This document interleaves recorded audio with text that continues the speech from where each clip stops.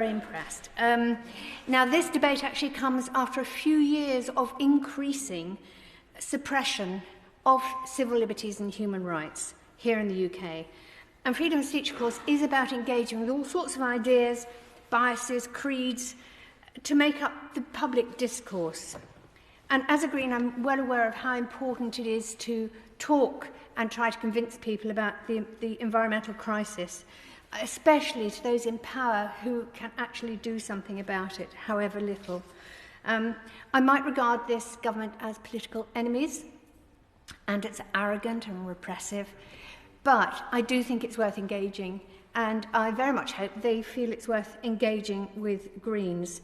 I like the way, for example, in society at the moment, that people are questioning whether or not schools named after slave owners ought to actually change their names, or whether country houses need to explain to their visitors the dark side of their history by putting front and centre how their owners made their fortunes. All that is part of robust debate, and if some people feel uncomfortable, then perhaps they should be. There are things I don't like. I don't like Russian bots on Twitter and the made-up Facebook profiles that distorted the discussion about Brexit and still seek to destabilise our democracy.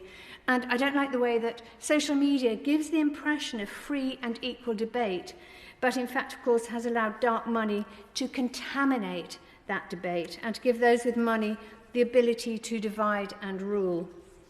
And nor do I like the way that some social media platforms created algorithms that promote rage and division. Social media should give us the chance to share information, to reach out and engage, but instead it's often designed to reinforce the bubble culture of people finding others they can agree with.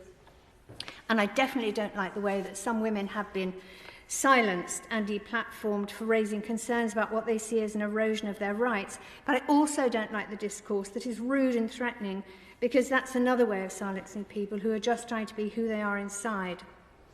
Now, in the UK at the moment, there's a huge gap between respecting our political enemies and the sort of legislation that this government is introducing that attempts to crush dissent. The assault on our democracy by this government is the biggest threat to freedom of speech and even to freedom of expression. That's the threat that deserves most of our attention, because each bit of legislation we pass here is making that threat grow. This government is silencing campaigners. It is turning dissent into a crime while rewarding the lobbyists and moneymen.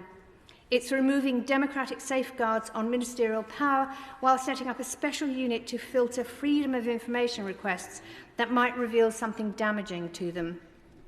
Things were far from perfect in the past, but the last decade has seen a vast extension of the repressive state. The old normal was undercover police spying on campaigns for justice, such as Doreen Lawrence, and 1,000 other non-violent campaign groups. And the new normal is giving those undercover police legal immunity for any crimes.